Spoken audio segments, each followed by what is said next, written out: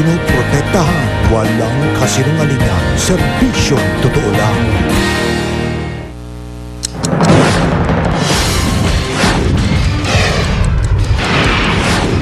Ngayong huling weekend bago magpasko na marami ang busy mamili ng panregalo at pang Noche Buena.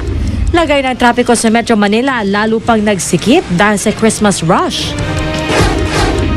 Bahay ng aktres na si Angelica de la Cruz sa Malabon, pinasabugan. 33 sa tinaguriang Morong 43 naging emosyonal sa kanilang paglaya.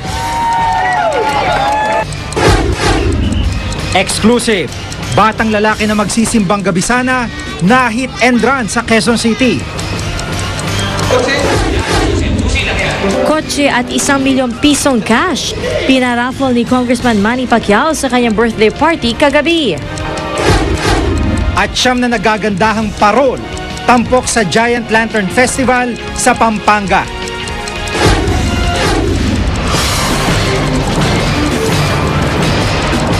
Mula sa GMA Network Center, ito ang 24 Oras.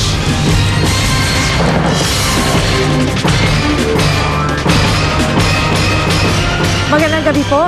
Saktong 1 linggo bago magpasko, abalang-abala ng marami nating kababayan sa paghahanda. Kabi-kabila mga Christmas party at marami pa rin naghahabol sa kanilang Christmas shopping. At sa gitna ng Christmas rush, inaasahan din syempre ang pagbigat ng daloy ng trapiko sa mga pangunahing kalsada rito sa Metro Manila. Live nakuha po yan ng GMA Traffic System sa NLEX Balintawak.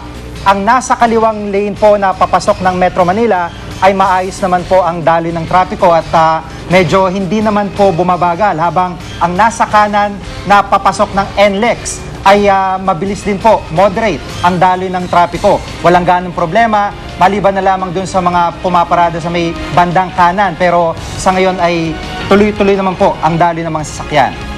Dumako naman po tayo sa EDSA Kamuning. Ang nakita po natin sa kanan ay papuntang Cubao at di tulad po sa Balintawak. Ito po, napakabigat po ng daloy ng trapiko at halos hindi po umuusad ang mga sasakyan. Diyan po yan sa southbound lane.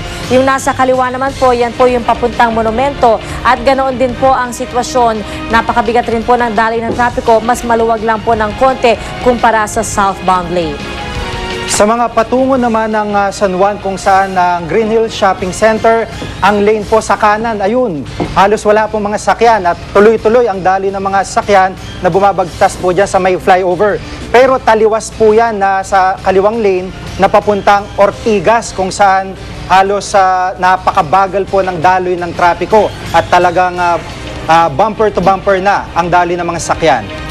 At EDSA Guadalupe naman po tayo, southbound o papunta Makati at SLEX area, ang mga sasakyan sa bandang kaliwa po yan. Makita po natin na medyo maluwag ng kaunti ang daloy ng trapiko.